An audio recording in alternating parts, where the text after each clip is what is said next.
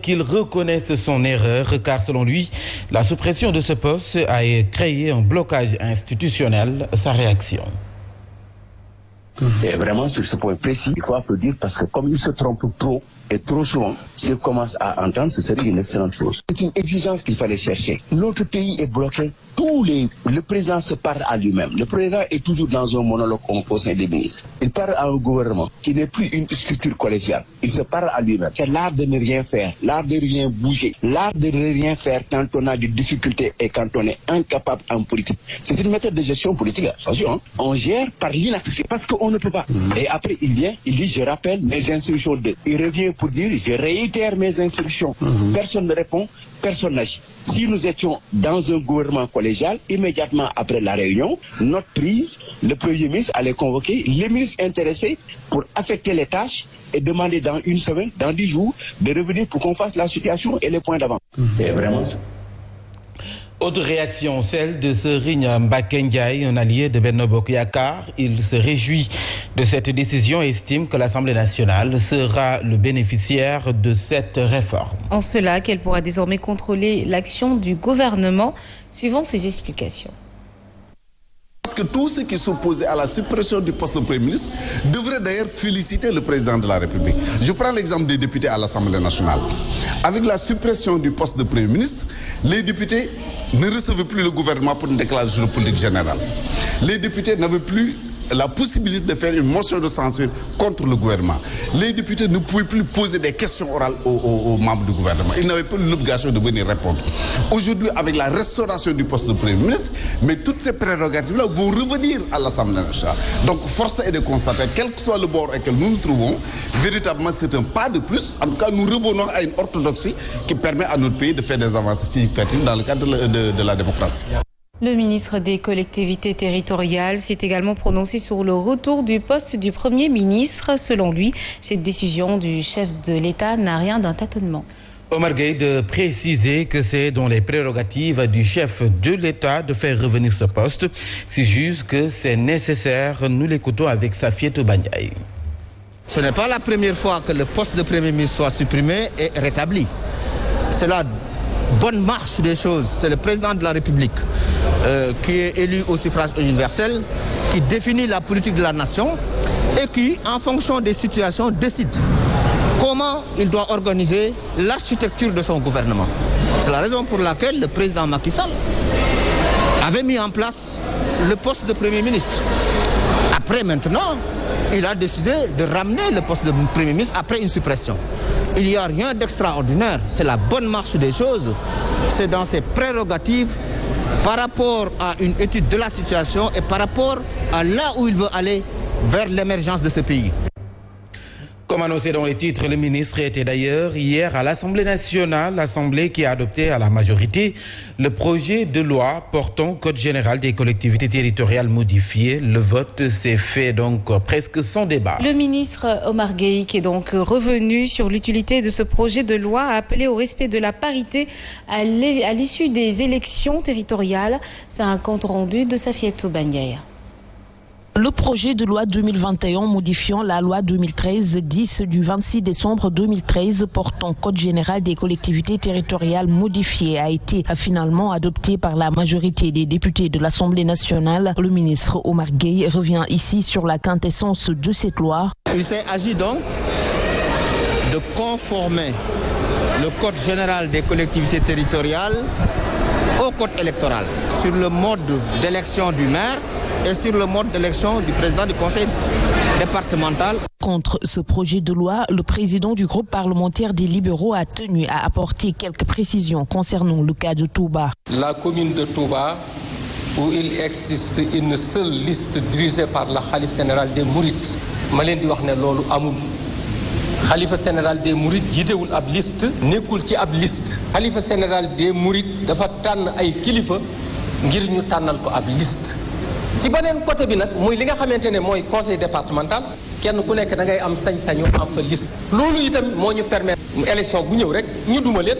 Le ministre a également appelé au respect de la parité au sein des organes des collectivités territoriales lors de leurs installations à l'issue des prochaines élections territoriales. Et puis le leader de la grande coalition a entamé une visite dans le nord du pays. Il était hier à Podor et Matam à la rencontre des candidats de cette coalition pour les locales. Il a été accueilli Bougane Gueye Dany par une foule nombreuse dans beaucoup de localités. Et selon Bougane Gueye Dany, si le Net-Doko Bandung ne prend pas en charge les préoccupations des populations, mieux vaut chercher autre chose. Un reportage de Abdelaziz Saoudabar. Médina Ndiatchibé, Thilogne, Podor, Mbolo Biram, Navadji Civol, Fouta a déroulé le tapis rouge au président Bougane Gueye Dany. Le leader de la coalition Gëm Sa Bopp a été reçu par les candidats de cette coalition pour les locales 2022. Bougane Gueye compte les accompagner pour une victoire au soir du 23 janvier. Une fois à la tête des mairies, il les invite à satisfaire les doléances des populations. Électricité, équipement des maternités, entre autres. Premier opposant à avoir foulé le sol de Thilogne, Bougane Gueye Dany appelle les populations du Fouta à accompagner leur fils, Sohane Diaby à Médina Ndiatchibé, Babali à Diabali Doubé, Amadou Alassane Sow à Thilogne, Yaya Bokar dans d'autres localités du Fouta. Selon lui, Net-Doko Bandung certes, mais s'il n'est pas à la hauteur de satisfaire les doléances des populations, mieux vaut le démettre. Il a invité les militants à travailler pour la paix et à bannir la violence. Juste rappeler que Bougane Gueye Dany sera ce vendredi dans le Bakel et Linguère. Zappé dans les listes de Benno Bokk Yakaar de la commune de Niagui, le responsable de l'APR de la dite commune claque la porte et dépose sa candidature aux élections territoriales de janvier 2022 sous la bannière de la coalition Naforé. Boba Sow dénonce ce qu'il qualifie d'insulte politique, le fait que Macky Sall leur impose une candidate à la mairie de Niaguis, des propos tenus lors de la finale de la zone 5 de l'ODCAV de Ziguinchor dont il était le parrain. Nous l'écoutons avec Abdourahmane Diallo. Ce qui me pousse à être le candidat de la commune de Niaguis, parce que l'élection est locale et on doit trouver de la qualité locale. Et je suis une très bonne qualité. Je dors à Niaguis, je me réveille à Niaguis, j'habite avec les gens à Niaguis et je continuerai à le faire. Je suis un candidat de Naforé et ce candidat c'est celui qui va gagner la commune de Niaguis. Vous savez, l'élection est locale et quand elle est locale, la qualité est locale. Autant qu'on trouve de la qualité locale, on doit penser local. Et on ne doit pas prendre ou nous amener des gens parce qu'il n'y a pas de qualité. C'est une insulte politique. Vous savez que dans la politique, quand on arrive, on s'aligne. C'est ça la loi de politique. Et le canal de Diorga, situé dans la commune de Rufisque-Nord, a vivement besoin du Promogued, tellement son état d'insalubrité est indescriptible. Ce canal construit depuis 12 ans n'a jamais été recouvert malgré les nombreuses promesses des autorités. C'est un reportage signé Charmet Yansek, Mansour Ndiaye. Canal bouché par des déchets et des ordures, des eaux aux odeurs pestilentielles, des mouches et des moustiques à toutes les saisons de l'année. Ces populations de Diorga, un quartier de Rufisque-Nord, expriment leur inquiétude et manifestent leur dépit face à 12 ans de promesses non tenues par leurs autorités. Nous avons constaté le niveau d'insalubrité et surtout le fait que le canal est devenu un dépotoir d'ordures. Il y a plus de 10 ans, à creuser ce canal-là. Avant, il n'y en avait pas. Faire de sorte qu'à l'aménager pour que l'eau puisse être drainée le plus normalement possible. L'état du canal a créé une situation d'insécurité dans ce quartier. Les enfants jouent au niveau donc près du canal. Il y entre quelquefois une population donc qui est ahurie. Ce que vous trouvez ici, c'est une association du quartier et les riverains qui essaient d'améliorer un temps soit peu, mais c'est très très insuffisant.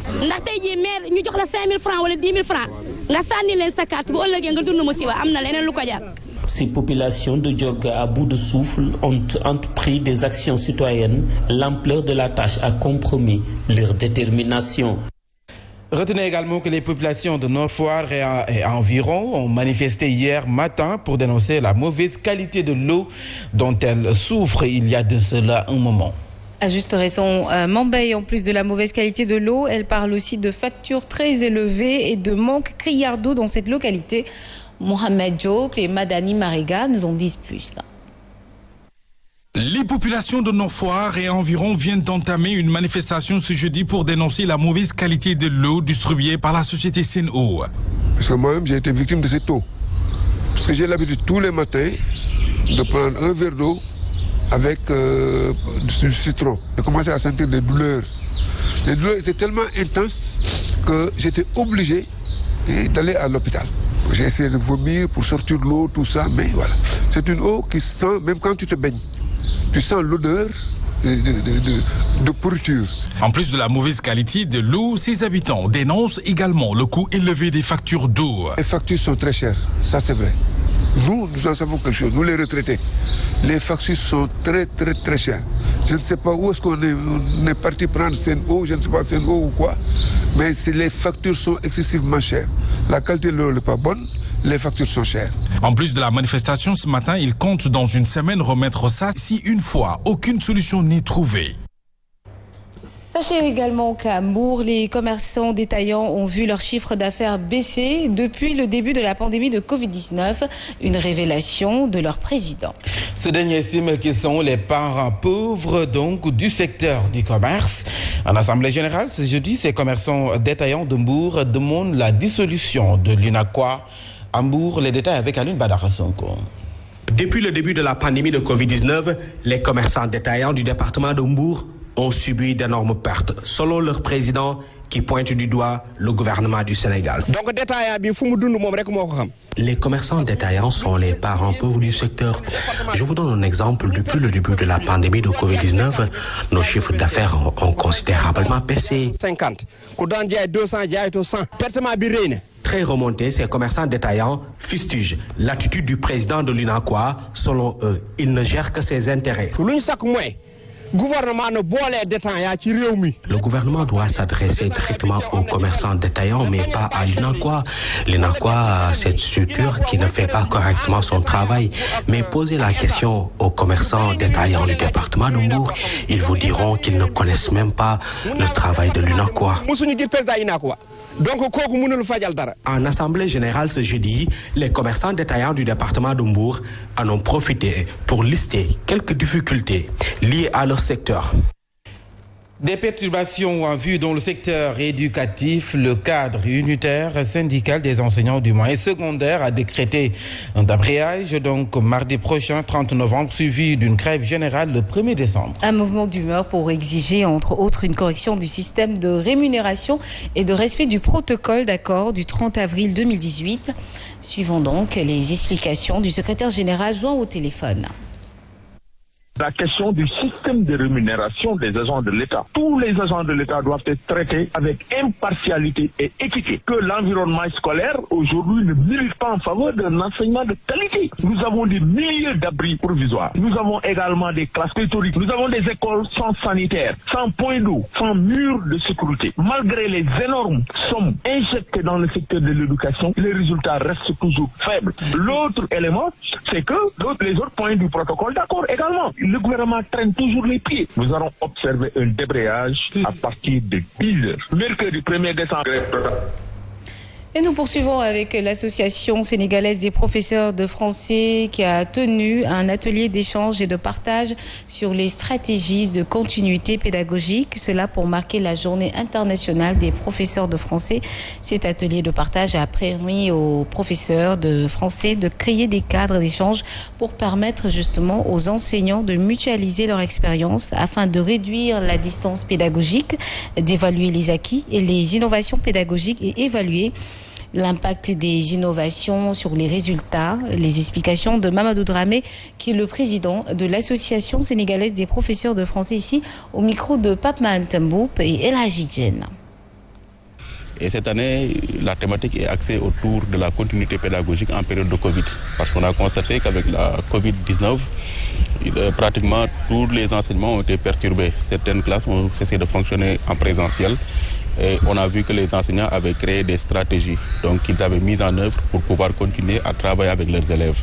Parmi ces stratégies, il y a eu le numérique. Il y a d'autres qui ont utilisé les plateformes WhatsApp, le groupe WhatsApp pour pouvoir continuer. D'autres ont fait des polycopiés, d'autres ont fait utiliser le téléphone. Donc il y a beaucoup de stratégies qui ont été imaginées. Et aujourd'hui, l'objectif de cette journée, c'est que chacun parle de ce qu'il a fait, donc expose à ses collègues ce qu'il a fait et qu'on puisse capitaliser en prenant en compte les différentes expériences des uns et des autres, les évaluer et peut-être en trouver certaines qui peuvent être mises à l'échelle, qui peuvent être peaufinées, réimaginées, afin que tout le monde puisse en profiter. À Sédhiou, le projet d'appui à la stratégie nationale pour l'équité et l'égalité de genre a saisi l'occasion pour organiser une réunion publique d'information sur les grossesses et mariages précoces. En outre, les caisses de solidarité vont être mises en place dans une dizaine de collèges pour accompagner la réussite scolaire des filles. Suivons à ce propos les explications de la coordonnatrice de PASNEG, Awa Garfal. Organisé en partenariat avec le CDP de Sédhiou, une réunion publique portant sur les violences basées sur le genre, les mariages d'enfants et les grossesses précoces. Le ministère de la Femme a profité de l'occasion pour mettre en place 10 caisses de solidarité qui vont aider notamment les jeunes filles défavorisées qui sont dans les villages limitrophes et d'avoir une petite collation. Le ministère, à travers le PASNEC, a mis à disposition CDPE pour les 10 collèges aussi du département, des kits de dignité pour préserver leur dignité en période de menstrues, améliorer leur participation à l'école. Cet événement coïncide avec le 25 novembre, qui est la journée internationale pour l'élimination des violences faites aux femmes et aux filles, et qui démarre une campagne internationale qui s'étale jusqu'au 10 décembre, journée internationale des droits humains. La Direction générale des impôts et domaines interpellée dans la régulation du secteur de l'immobilier, la Djeiba Sissé, juriste, conseiller en organisation et expert du secteur immobilier, soutient que la DGID, c'est ça, a des bureaux du loyer qui ne jouent pas leur rôle. Il s'exprimait à marge d'un atelier de renforcement de capacité en gestion immobilière des différents acteurs du secteur, une initiative de l'association Medcama qui regroupe donc des agences immobilières. Suivant ces explications.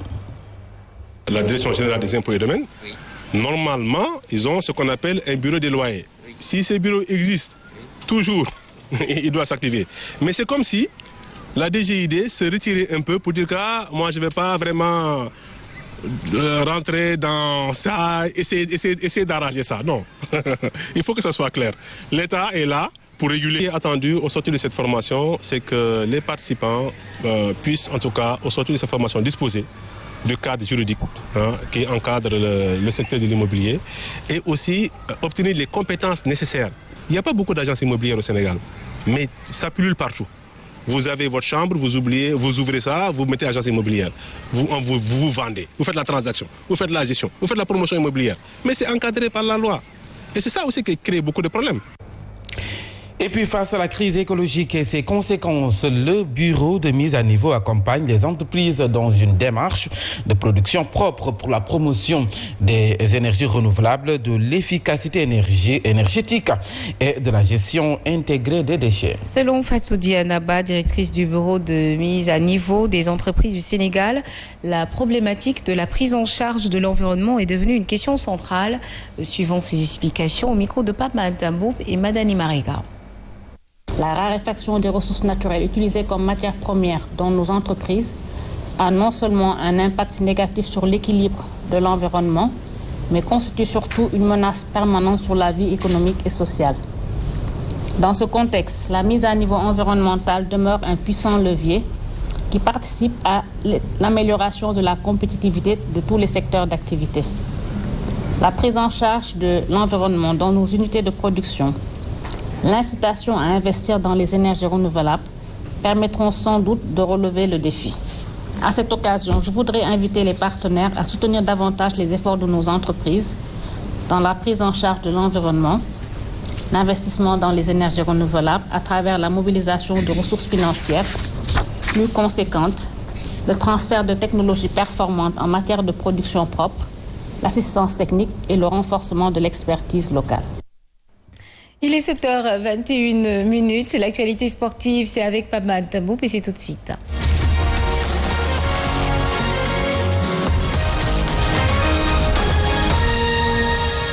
Juma Moubarak, mon frère. Juma Moubarak à vous. Ça va, vous allez bien? L'assistant, je peux dire. C'est ça. C'est vrai. Très bien. Alors,